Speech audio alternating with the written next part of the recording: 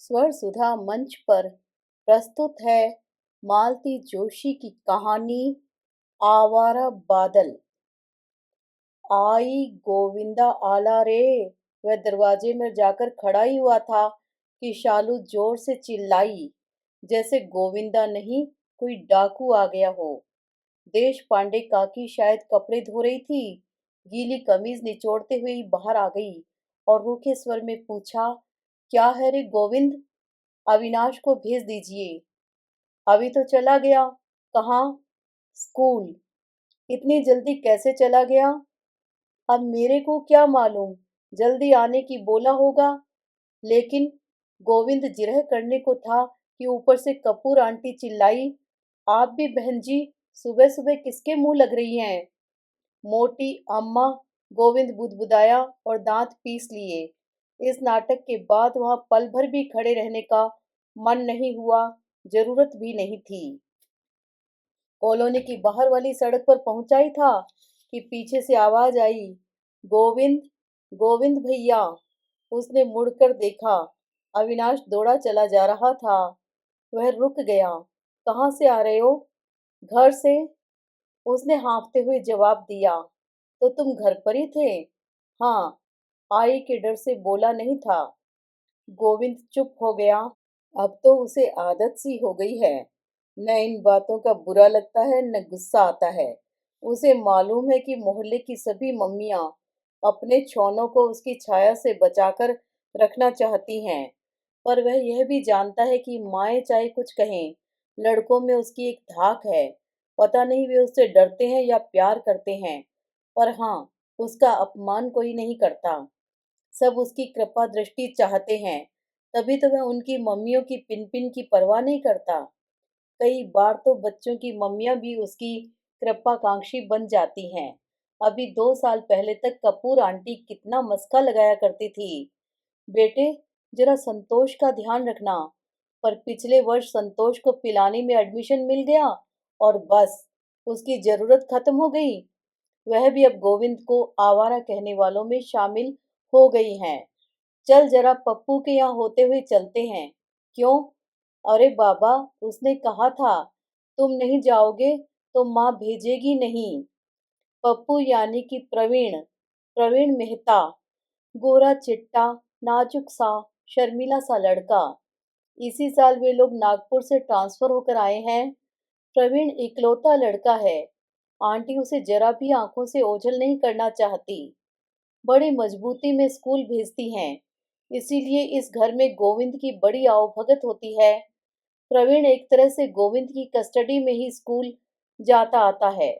माँ बाप की सत्यधिक लाड प्यार के कारण ही स्कूल में उसे पप्पू नाम मिला हुआ है, जिसे बेचारा चुपचाप झेलता रहता है।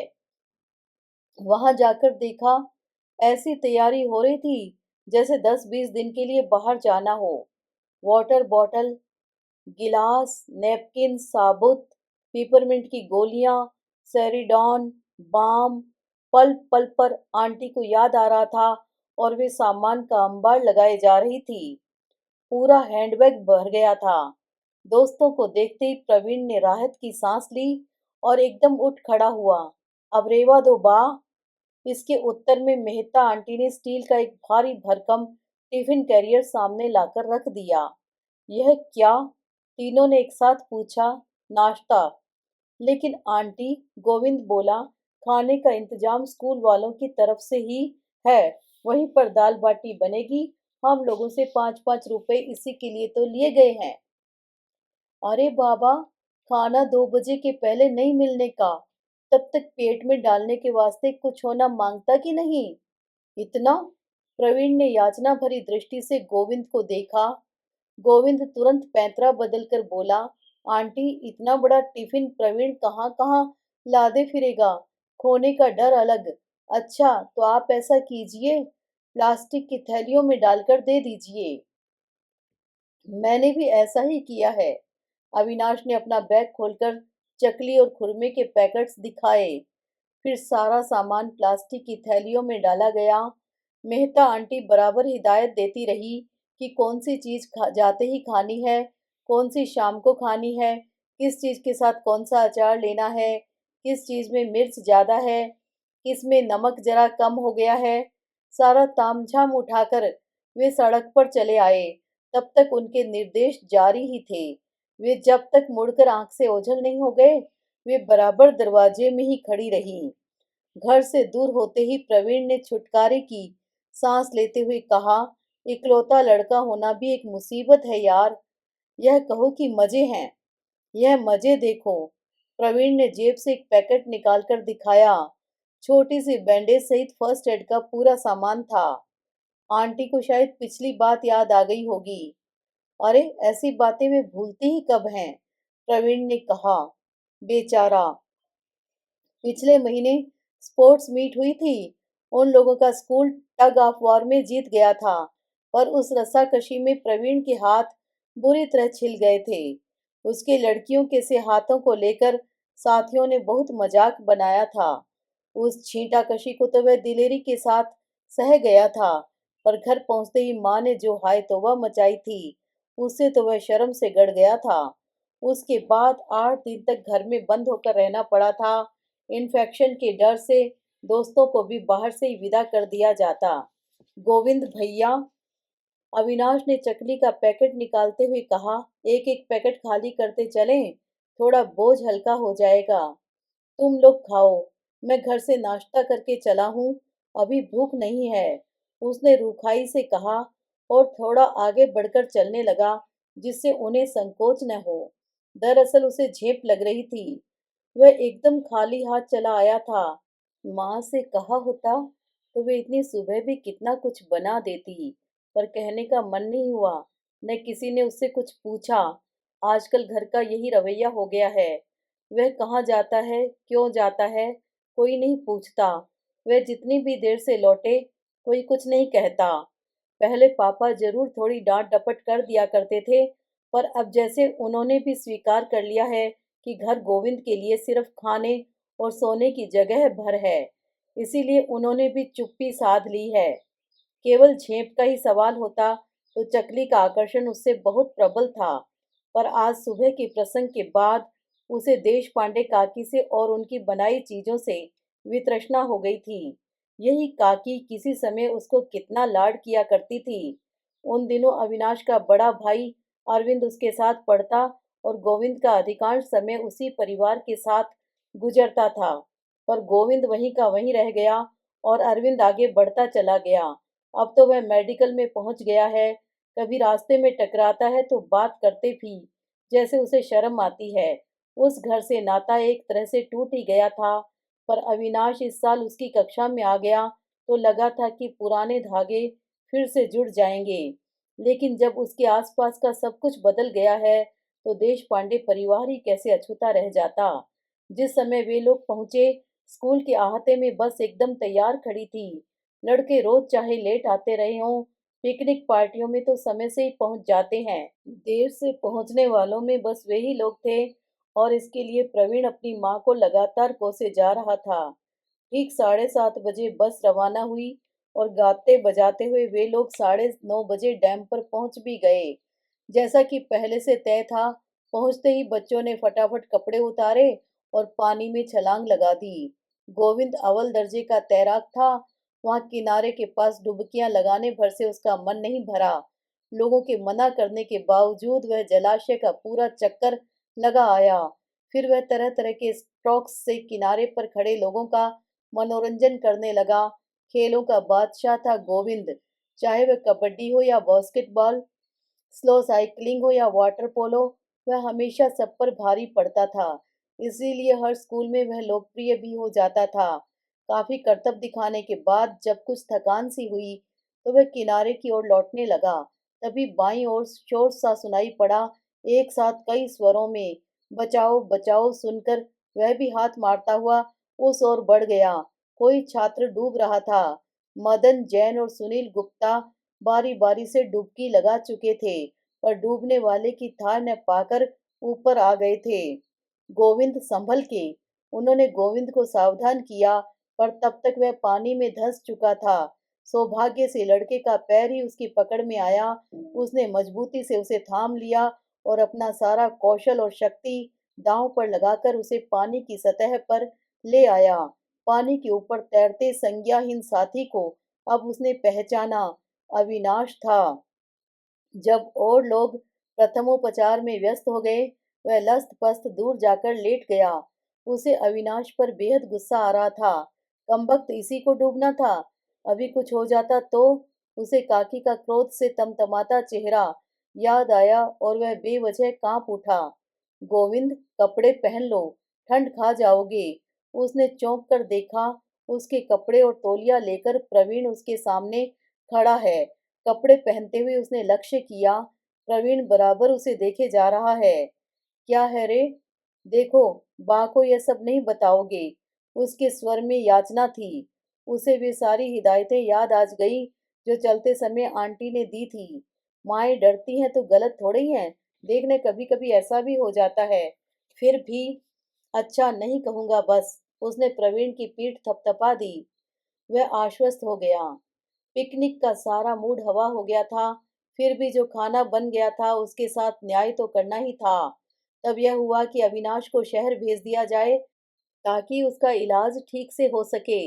डाक बंगले में रुके हुए अफसर महोदय ने सहृदयता का परिचय दिया और अपनी जीप मय ड्राइवर के साथ दे दी। दो टीचर्स, गोविंद और एक और छात्र, मरीज को गोद में लेकर पीछे की तरफ बैठ गए। जीप शहर की ओर दौड़ने लगी। घटना से सभी लोग इतने स्तब्ध थे कि पूरे रास्ते कोई कुछ नहीं बोला। अभी 4 घंटे पहले इसी रास्ते से वे लोग कैसी मस्ती के आलम से गुजरे थे और अब शहर की सीमा में प्रवेश करते ही गोविंद ने कहा, पहले इसके घर खबर कर देते सर, वे लोग भी अस्पताल चले चलते। बात सबको जच गई। बतौर गाइड गोविंद सामने वाली सीट पर जाकर बैठ गया। कुछ ही मिनटों में गाड़ी देश पांडे साहब के घर के सामने खड़ी थी। हॉर्न सुनते ही काकी दौड़ी आई।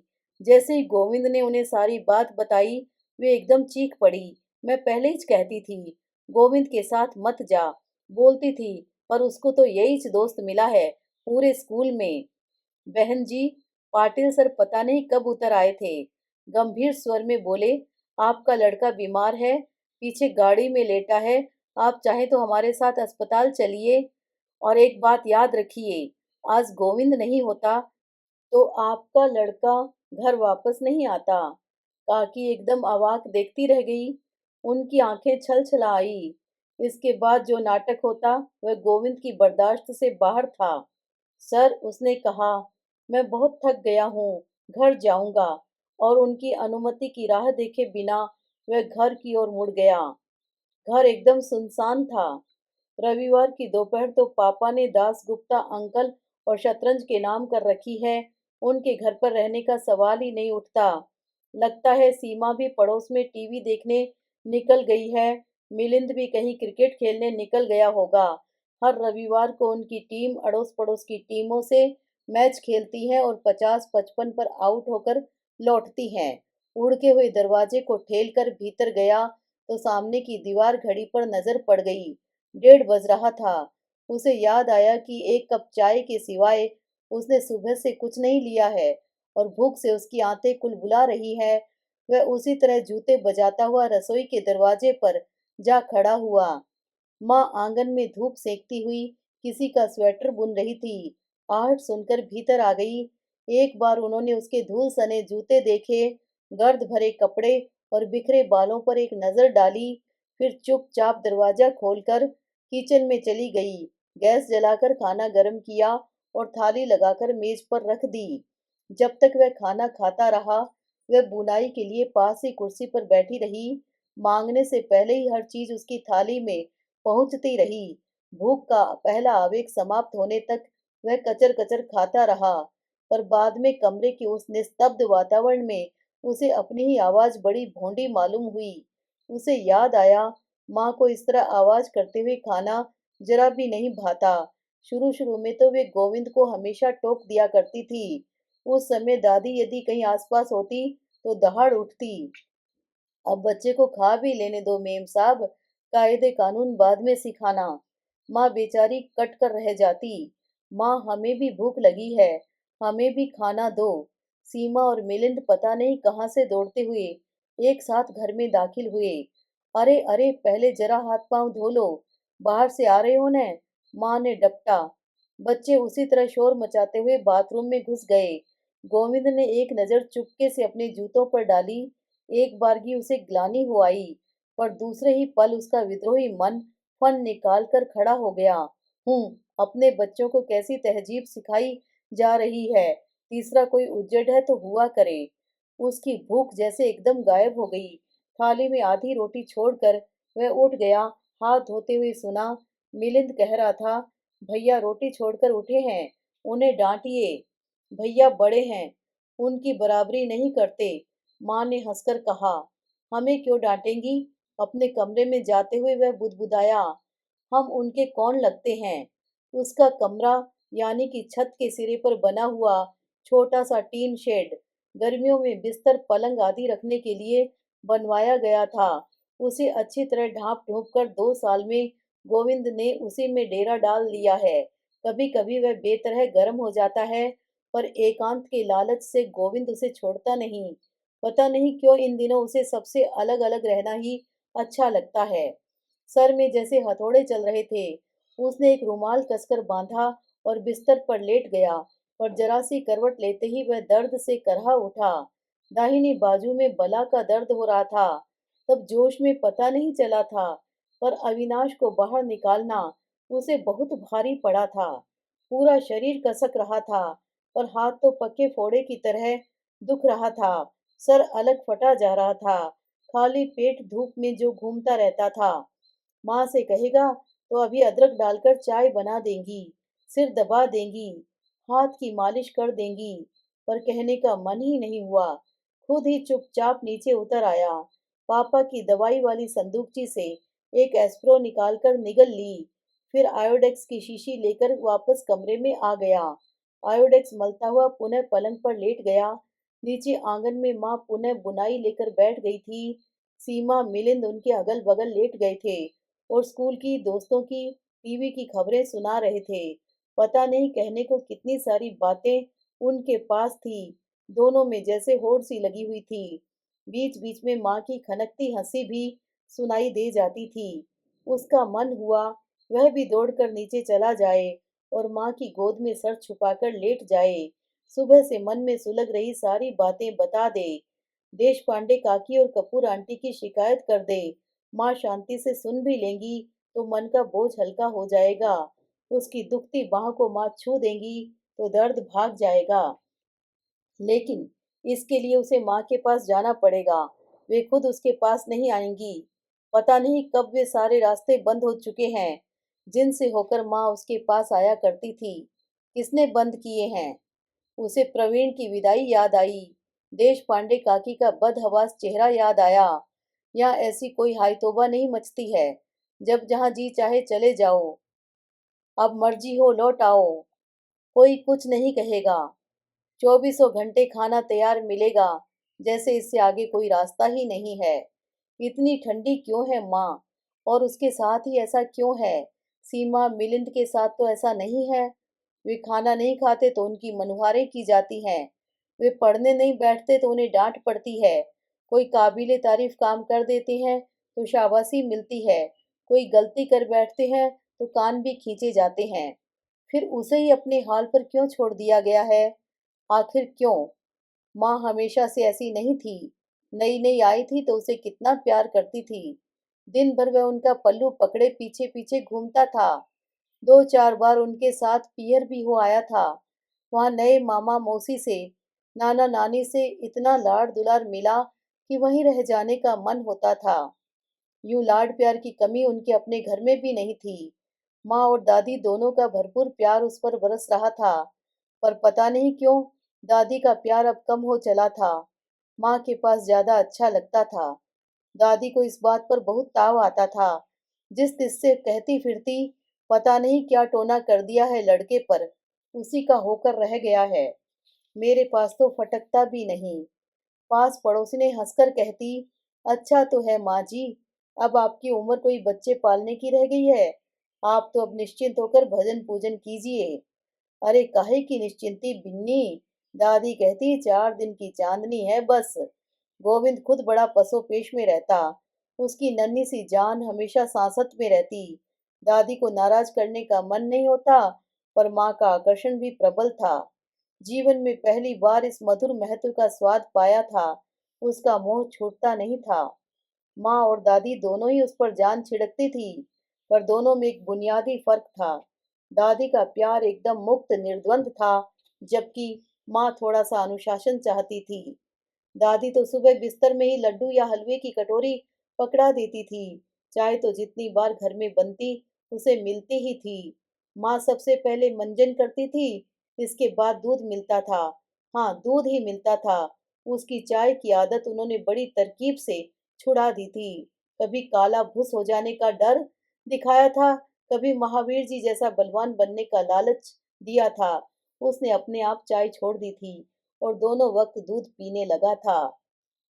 रात में माँ प्यारी प्यारी कहानियां सुनाती थी, पर उनके लिए दिन में थोड़ी देर प्लेट लेकर बैठना होता था। उसके साथ वाले लड़के स्कूल जाने लगे थे। माँ का बस चलता तो उसे भी भेज देती, पर हाई कमान की मर्जी के आगे बेबस थी। दादी अभी से दूध मुँहे बच्चे को जेल खाने में नहीं ठूसना चाहती थी। माँ के आने से पहले वह घर में कम ही टिकता था। दादी के साथ मंदिरों की सैर करता था या महेश के साथ खेलने के लिए बुआ के यहाँ निकल जाता। अक्सर वह रोज ही शाम को रामू के कंधे पर चढ़कर बस अड्डे का चक्कर लगा आता था। जब भी बाजार जाता, दादी रुपया 2 रुपया पकड़ा देती थी। माँ के आने के बाद भी रामू के साथ घूमना बदस्तूर जारी रहा, पर दादी अगर घर पर नहीं होती तो उसे खाली हाथ जाना ही पड़ता। दादी को पता चलता तो बहुत खफा हो जाती। उनके सामने जब भी घूमने निकलता, वे पूछती, पैसा टका कछु दिए महतारी ने कि ऐसे ही चले हो। फिर अपने बटुए से रुपया निकाल कर पकड़ाती और सबको सुनाकर कहती, अरे छोटे लोगों के मोड़ा मोड़ी भी चवन्नी अठन्नी लेकर निकले हैं, और यहाँ देखो किसी चीज पर लड़के का मन आ जाए तो। पर कई बार ऐसा होता कि लड़के का मन किसी चीज पर आता ही नहीं। दादी का रुपया वैसे ही वापस आ जाता। बाजार में भिन भिन करती मक्खियां, खोमचे वालों के गंदे हाथ, सड़क से उड़ती धूल, बीड़ी सिगरेट का धुआं, ये सारी चीजें जैसे गोविंद ने पहली बार लक्ष्य की थी। दादी बेहद नाराज होती। मेम साहब लड़के को एकदम अंग्रेज बनाए दे रही हैं। 2 घड़ी मन बहला आता था बेचारा, अब वह भी छूट गया। इन सब चीजों के छूट जाने का गोविंद को जरा भी मलाल नहीं था। उनसे अच्छी चीजें रोज घर में बन रही थी, पर दादी को जैसे विश्वास ही नहीं होता था। वह भी सर्दियों की ऐसी ही एक गुनगुनी दोपहर थी। इसी आंगन में दादी अपने बड़े से पलंग पर लेटी थी और श्यामा खवासन उनके पैरों में नारायण तेल की मालिश कर रही थी। उसकी तीखी गंध से घबराकर माँ ने अपनी कुर्सी दूर चमेली के नीचे लगा ली थी। वहीं बैठकर वे गोविंद के लिए 3 रंगों वाला स्वेटर बुन रही थी। दादी का यह पलंग गोविंद को बड़ा प्रिय था। इस पर बस का खेल बहुत जमता था। रामू के साथ रोज बस अड्डे की सैर करके वह इस हुनर में पारंगत हो गया था। उन दिनों बस ड्राइवर उसकी कल्पना का सबसे आदर्श पुरुष हुआ करता था। जब भी कोई पूछता, गोविंद बड़े होकर क्या करोगे, वह झट से जवाब देता, बस चलाऊंगा। तब नहीं पता था कि वह अपने मुंह से अपनी ही भविष्यवाणी कर रहा है। दादी उसकी परमानेंट पैसेंजर थी। कभी माँ और कभी महरी को भी वह जबरदस्ती अपनी गाड़ी में बिठा लेता था, पर श्यामा उसे सबसे अच्छी लगती थी। आंखें मटकाकर ऐसी लच्छेदार बातें करती कि बस हमेशा उसे डिलीवर बाबू कहकर बुलाती, कभी नाम नहीं लेती। उस दिन भी श्यामा को देखकर वह मूड में आ गया था। पहले तो उसने मुसाफिरों को टिकट बांटे, फिर बचे हुई कागज की बीड़ी बनाकर कान पर रख ली। दादी और श्यामा उसकी अदा पर मुस्कुरा दी। इससे उसका उत्साह बढ़ गया। माँ की नजर बचाकर उसने बीड़ी का एक भरपूर कश लिया। वे दोनों खिलखिलाकर हंस पड़ी। वह काल्पनिक धुएं के छल्ले बनाने लगा। वे हंस हंस कर लोटपोट हो गई। शोर सुनकर माँ ने आंख उठाकर देखा। उसने तुरंत बीड़ी फेंक दी और वह गाड़ी स्टार्ट करने लगा। पर गाड़ी किसी जिद्दी बच्चे की तरह अकड़ कर बैठ गई थी। किसी तरह स्टार्ट ही नहीं हो रही थी। साली तेरी! उसके मुंह से यह भारी भरकम गाली सुनकर श्यामा तो हंसी से दोहरी हो गई। हंसते हंसते दादी के गले में फंदा पड़ गया। उन्हें और खुश करने के लिए उसी वजन की एक और गाली निकालने जा रहा था कि तड़ाक! मेहंदी भरे हाथों का एक तमाचा उसके गाल पर पड़ा। यह सब कुछ इतना अप्रत्याशित था कि सब के सब अवाक रह गए। वह तो रोना ही भूल गया। पल भर को एक भीषण स्तब्धता छा गई, पर दूसरे क्षण दादी ज्वालामुखी की तरह फट पड़ी। डायन, मेरे लड़के पर हाथ उठाया तूने? कल की घर में आई, अपने को राजरानी समझने लगी। समझ क्या रखा है? क्या उसके सिर पर कोई नहीं है जो तू यूं हुक्म चला रही है? अरे उसकी माँ मर गई तो क्या हुआ? अभी उसकी दादी बैठी है। खबरदार जो उसकी तरफ आंख उठाकर भी देखा। दादी धुआंधार बोलती चली गई। माँ की अगली पिछली सातों पीढ़ियों को उन्होंने तार दिया। शोर सुनकर मोहल्ला इकट्ठा हो गया। पास पड़ोस की औरतें 6 महीने से इसी शुभ घड़ी का इंतजार कर रही थी। फौरन दौड़ी चली आई। उन सब के बीच माँ पत्थर की मूर्ति बनी खड़ी रह गई थी। उन्होंने उसके बाद कभी उस पर हाथ नहीं उठाया, पर वह सारा प्रसंग उसके अवचेतन में ऐसी दहशत भर गया था कि फिर कभी उसके मुंह से गाली नहीं निकली। हाय रे, बिना माँ का बच्चा, कहती हुई सब औरतें उस दिन अपने घर लौट गई थी। यह बिना माँ वाला विशेषण हमेशा उसके लिए ढाल की तरह काम आया। दादी ने पुनः उसे अपने आंचल में ले लिया था। जब उन्होंने मुनासिब समझा, उसे स्कूल भेजा गया। वहाँ पहली तिमाही परीक्षा की रिपोर्ट इतनी निराशाजनक रही कि उसके लिए ट्यूटर रखना पड़ा। पर विद्यार्थी अपने गुरु से उतना नहीं डरता था जितना गुरु छात्र की दादी से। वे वहां दरवाजे के बाहर कान लगाए बैठी रहती। ट्यूटर की आवाज जरा ऊंची हुई कि जवाब तलब करने पहुंच जाती। ऐसे में प्रगति क्या होती? खाक। पापा दबी जुबान से कुछ कहने जाते तो दादी डपट देती, अब रहने भी दे तू भी बहुरिया के कहने में चले है। क्या आज ही लड़के को कहीं कमाई करने जाना है? अपनी उम्र पे आप पढ़ लेगा। दादी का यह फौजी कानून घर तक ही सीमित नहीं था, वे स्कूल में भी जा धमकती थी। वहां अगर रोब दाब से दाल नहीं गलती तो चिरोरी करने लगती। बिना माँ का लड़का है मास्टरनी जी, जरा संभाल लेना। बिना माँ का लड़का होना उसे हर जगह रियायत दिलाता रहा। स्कूल लेट पहुंचता या होमवर्क छूट जाता तो टीचर्स अनदेखा कर जाते। एक आध बार यूनिफॉर्म में न भी गया तो उसे सजा नहीं मिलती थी। कॉलोनी में भी वह सबकी सहानुभूति का पात्र था। आपस की लड़ाई में अगर उसकी कोई गलती होती भी थी तो पास पड़ोस वाले उससे कुछ नहीं कहते थे, अपने ही बच्चों को डांट देते थे। कभी किसी के यहाँ अच्छी सी चीज बनती थी तो उसके लिए जरूर निकाल कर रखी जाती थी। कपूर आंटी ने एक बार उसे एक पुलोवर बना दिया था। गुप्ता आंटी अक्सर ही उसका होमवर्क करवा देती थी। बेचारा, सब कहती। उस सहानुभूति में करुणा कितनी होती थी, कौतूहल कितना, वह तब समझ नहीं पाता था। 11 वर्ष तक वह घर में राजा बना रहा। जब तक दादी की छत्र छाया रही, किसी ने उसे छूने का भी साहस नहीं किया।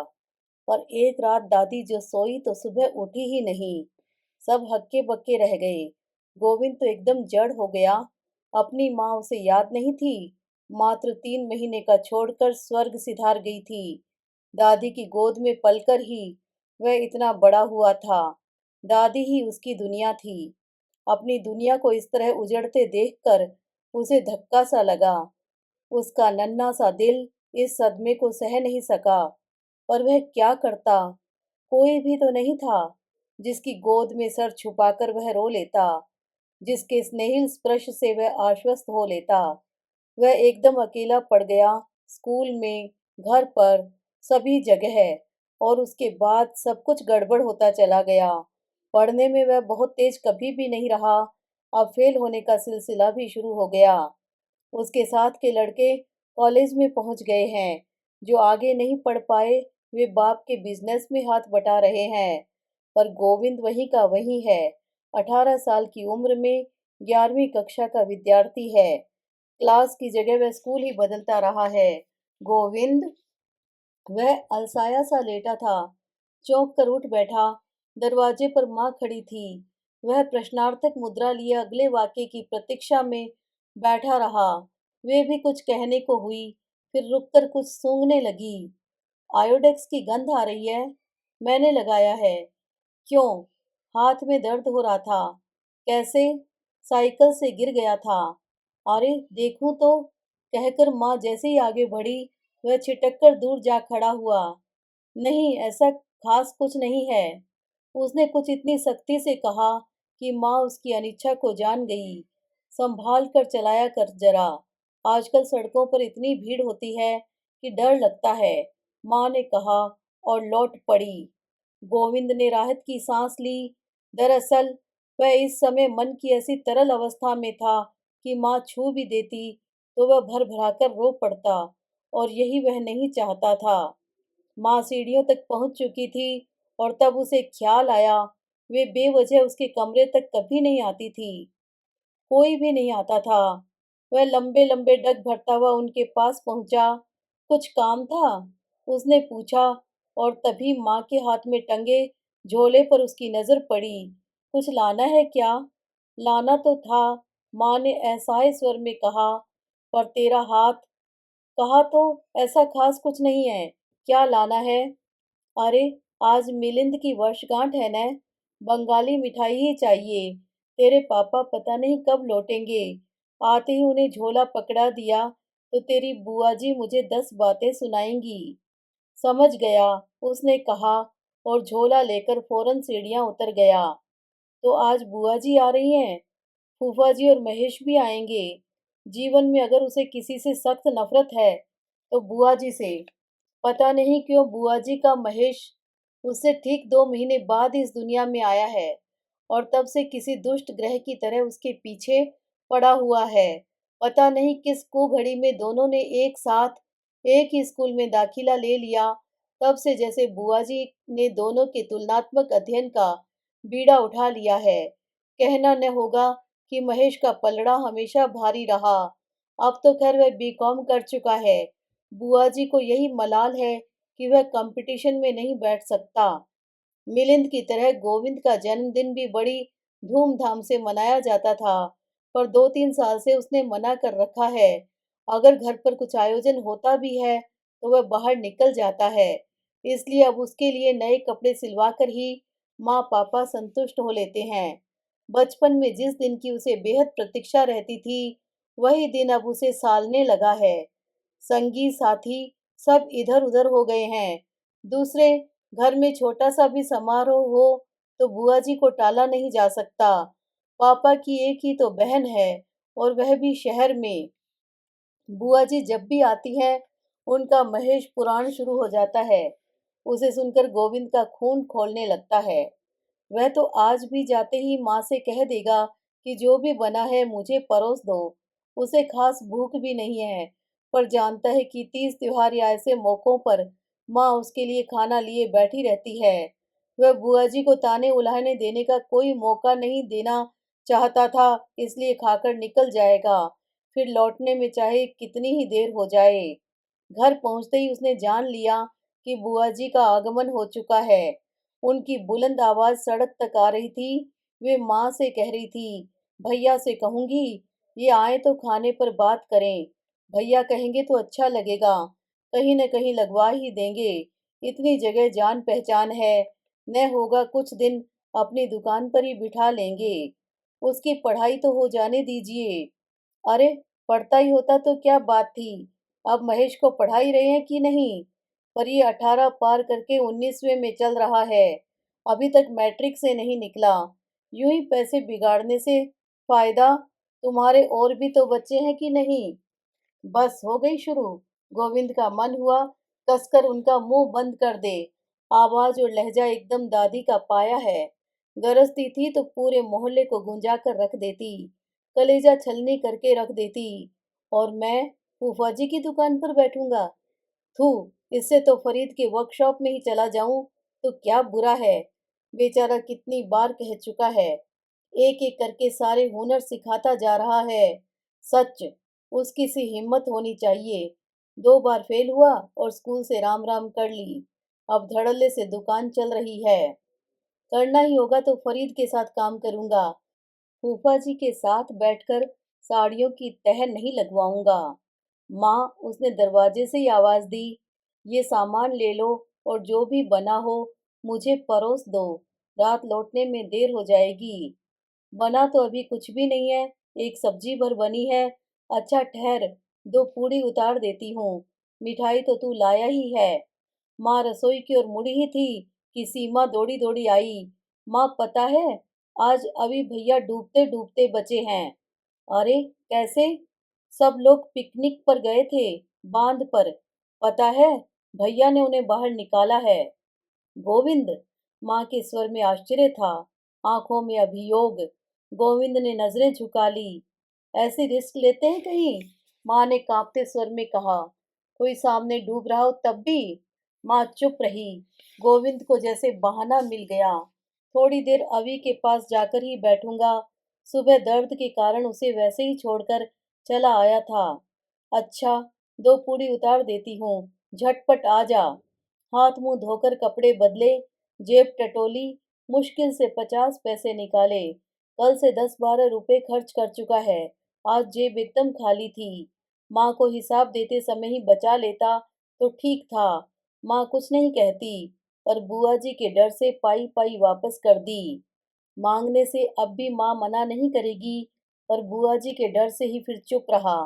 चलो 50 पैसे तो हैं, चाय के काम आ जाएंगे। रसोई में आते हुए देखा, माँ की ड्रेसिंग टेबल पर पाउडर के डिब्बे के नीचे 5 का नोट रखा हुआ है। उसने धीरे से उठाकर जेब में डाल लिया। माँ से बाद में कह देगा। ऐसा वह कई बार कर चुका है। माँ मना भी नहीं करती, कहती हैं बस मुझे पता होना चाहिए। अपनी प्लेट लेकर वह रसोई में ही जम गया था। मुश्किल से 2 कौर खा पाया होगा कि बुआ जी की चीख सुनाई दी। गोविंद, यहाँ 5 का नोट रखा था, तूने उठाया तो नहीं? वह भीतर तक काठ हो आया। फिर भी उसने गुर्राकर पूछा, कौन सा नोट? अरे अभी तो ड्रेसिंग टेबल पर रखा था। माथुराइन के यहाँ जा रही थी, सोचा पोते को देख आऊं। नोट रखकर बाथरूम तक क्या गई, गायब हो गया। क्या शोर है भई? पापा को भी इसी समय आना था। अरे जगदीश, मेरा 5 का नोट अभी यहाँ रखा था, अभी गायब हो गया। बीबी जी, माँ के सख्त स्वर से सभी चौंक उठे। घर के बच्चे पर कैसा आरोप लगा रही हैं आप? मैंने उठाया था वह नोट, मैं ही रखकर भूल गई हूँ, अभी लाकर देती हूँ। हाय तौबा, मत मचाइए। माँ झम से उठकर अंदर गई। उनके उठते ही जैसे गोविंद में चेतना लौटी। वह एकदम उठ खड़ा हुआ और हाथ धोने चला गया। माँ दौड़ी दौड़ी रसोई में आई और चिल्ला पड़ी, ये लीजिए अपना नोट। और यह क्या, गोविंद कहाँ गया? खा चुका शायद। खाया कहाँ, अभी तो शुरू किया था। देख लिया आपने, लड़का भूखे पेट थाली से उठ गया है। तोहमत लगाने से पहले इंसान को कुछ सोचना चाहिए। माना कि आपके बेटे जैसा होशियार नहीं है, पर इससे क्या वह चोर हो जाएगा? गोविंद ने चुपके से साइकिल उठाई और बाहर निकल आया। अब वह कभी माँ को अपना मुंह नहीं दिखा सकेगा। वह एक बार उससे पूछ भी लेती तो वह भरा बैठा था, कुछ भी बोल जाता। पर उससे बिना कुछ पूछे ही इस तरह ढाल बनकर तन जाना, उसका अपराध अपने सिर ओढ़ लेना, नहीं, अब वह कभी माँ के सामने खड़ा न हो सकेगा। 3-4 घंटे सड़कों पर घूमने के बाद वह स्टेशन चला आया। दरअसल उसका यहाँ आने का कोई इरादा नहीं था। वह तो अपने में इतना खोया हुआ था कि कोलाहल सुनने पर ही भान हुआ वह कहाँ आ गया है। शायद कहीं भाग जाने की सुप्त इच्छा ही उसे यहाँ ले आई थी। स्टेशन पर आते ही उसे बुआ जी पर ताव आने लगा। भला की कंजूस हैं, कहने को इतने बड़े आदमी हैं ये लोग, पर नियत के एकदम खोटे हैं। अब पूरा कुनबा खाना खाने आएगा और जाते समय मिलिंद को एक खिलौना या किताब पकड़ा जाएगा। माथुर आंटी से इतनी पुरानी दोस्ती है बुआ जी की, पर यह नहीं हुआ कि उनके पोते के लिए 10 रुपए ही निकल आते। बस एक 5 का पत्ता अलग से निकाल कर रख लिया, जिससे पर्स न ले जाना पड़े। 10 का निकालती तो गोविंद का ही कुछ काम बन जाता। चोरी भी लगी तो 5 रुपये के लिए। अब उसमें वह क्या क्या कर ले। 50 पैसे तो साइकिल स्टैंड वाले ने रख लिए। थोड़ी देर वह प्लेटफॉर्म पर चहलकदमी करता रहा। स्टॉल्स पर रखी हुई मैगजीन्स को उल्टा पलटा, दीवार पर लगे विजिट इंडिया वाले विज्ञापनों का जायजा लिया। मुसाफिरों में कुछ परिचित चेहरे ढूंढने की चेष्टा की, पर जैसे ही मेल का सिग्नल हुआ वह बाहर आ गया। उसके पास प्लेटफॉर्म टिकट नहीं था। कमबख्त, वह भी तो अब 1 रुपए का हो गया है। स्टेशन के बाहर वाले बरामदे में ढेरों मुसाफिर सोए हुए थे। प्लेटफॉर्म पर बिना किसी साज सामान के घूमते बड़ा संकोच हो रहा था। लगता था हर कोई उसे संदेह की दृष्टि से देख रहा है या उसके जैसे कई थे। जनवरी की ठंडी रात उसे कंपकपी छूट रही थी। उसे अपना गर्म बिस्तर याद आ रहा था। सौंधी अदरक वाली चाय याद आ रही थी। भूख से आंतें कुलबुला रही थी सो अलग। जेब में 4.5 रुपए थे, जिन्हें उसने सूम के धन की तरह सहेज रखा था। अब उसके भविष्य का पूरा दारोमदार उन्हीं रुपयों पर है। उन्हें कैसे खर्च कर दे। अपने को पुलोवर में अच्छी तरह समेट कर वह दीवार के सहारे बैठ गया। सुबह देखेंगे, उसने सोचा। फिर सोचा, यह रात उसकी आखिरी रात बन जाए। सुबह का सवाल ही न उठे तो कितना अच्छा हो। वैसे कोई आश्चर्य भी नहीं कि यह ओस भीगी ठंडी रात उसे हमेशा के लिए ठंडा कर दे। वह अक्सर अखबार में ऐसे समाचार पढ़ता भी तो है। उसे लगा यूं ही पागलों की तरह लोग नदी में छलांग लगा देते हैं या रेल के नीचे लेट जाते हैं। शरीर पर मिट्टी का तेल छिड़क लेना तो और भी भयानक है। एक रात खुले में सो भर लें तो बात बन सकती है। उसने सामने सोए लोगों को ईर्ष्या से देखा। इन्हें ठंड नहीं लगती या ये आदी हो गए हैं। एक पतली सी चादर, एक फटा सा कंबल भी इनके लिए काफी है।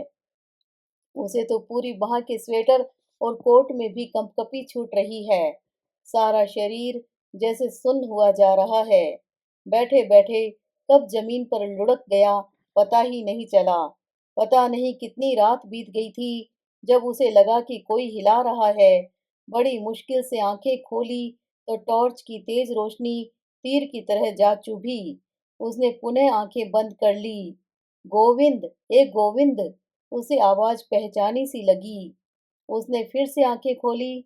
हथेली से टॉर्च की रोशनी को छेक कर देखा। देश पांडे काका थे, साथ में कॉर्नर वाले गुप्ता अंकल भी। वाह भैये, अच्छा ठंड में मारा हमें। अब चल उठ। आप लोग यहाँ झक मार रहे हैं। चल उठ, घर चल। घर का नाम सुनते ही जैसे उसके दिमाग में बिजली कौंधी। तो वह स्टेशन पर पड़ा हुआ है, गरीब फटेहाल लोगों की तरह नंगे फर्श पर लेटा हुआ है। घर से भागा हुआ लड़का। बस उसकी यशोगाथा में यही एक कसर तो रह गई थी। कल को पूरी कॉलोनी में बात फैल जाएगी। देखने वालों की नजरों में हिकारत और बढ़ जाएगी। उपहास के लिए लोगों को एक और विषय मिल जाएगा। नहीं, अब वह घर कभी नहीं जा सकता। पर वे लोग जो उसे ढूंढते हुए यहाँ तक पहुंचे थे, कच्चे नहीं थे। चल रे बाबा, देश पांडे काका ने कहा और उसे पकड़कर खड़ा किया। उसे लगा वह चक्कर खाकर गिर पड़ेगा। जरा पकड़ना गुप्ता जी, लड़का ठंड खा गया है। दोनों सहारा देकर उसे एक तांगे तक ले आए। मेरी साइकिल, उसने क्षीण स्वर में कहा। रहने दो, मेरा स्कूटर भी है, सुबह ले जाएंगे। ऐसी हालत में तो तू स्कूटर पर भी बैठ नहीं पाएगा। अक्खी रात तेरे को ढूंढा बाबा, कुएं बावड़ी सब देख लिए। तेरा पापा तो सर पकड़कर बैठ गया है, बोलता ही नहीं। देश पांडे जी, मैंने तो पहले ही कहा था। गुप्ता अंकल बोले, सबसे पहले रेलवे स्टेशन चलिए। आजकल जो लड़का घर से निकलता है, अमिताभ बनने के लिए सीधा बम्बई भागता है। पर आप लोग माने ही नहीं। अरे इसकी माँ बोली न, गुस्सा करके गया है, इस वास्ते हम डर गया। जवान लड़कों का कोई भरोसा है साला, गरम खोपड़ी होती है इनकी। क्यों रे गोविंद, बुआ जी से कुछ झगड़ा हुआ था? नहीं तो अंकल, पता नहीं भाभी की उनसे जमकर लड़ाई हुई है। रोती जाती थी और कहती जाती थी, आपकी वजह से लड़का घर से गया है। बेचारा थाली पर से भूखा उठकर चला गया। उसे कुछ हो गया तो मैं जिंदगी भर आपका मुंह नहीं देखूंगी। भाभी को इतना गुस्सा होते पहले कभी नहीं देखा। बेचारी बुआ जी की तो बोलती ही बंद कर दी। माँ उसके लिए रोई है, सच। उसके लिए लड़ी है, सच। खुशी से उसका मन नाच उठा। अब वह निश्चिंत होकर घर लौट सकेगा। लोग उपहास करेंगे, उसे डर नहीं है। हिकारत से देखेंगे, उसे परवाह नहीं है। अब वह जमाने भर के ताने उल्हाने सह सकता है। मुंह छिपाने भर की जगह उसे मिल गई है।